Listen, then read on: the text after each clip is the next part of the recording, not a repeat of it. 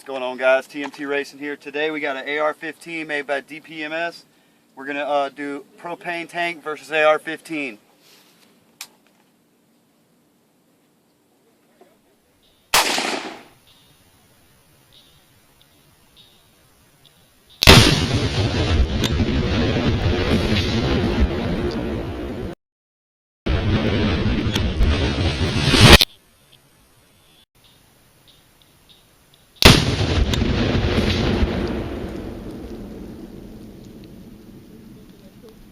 I'd say that red dot is old, son. Where the fuck did the propane go? It's in the woods, I think. That's hilarious. Alright, well, we found the barrel. And that's what the bottom looks like. And 223, what is that, 1/4 inch steel? Yeah, I'd say hide them behind a car door ain't gonna do nothing for you.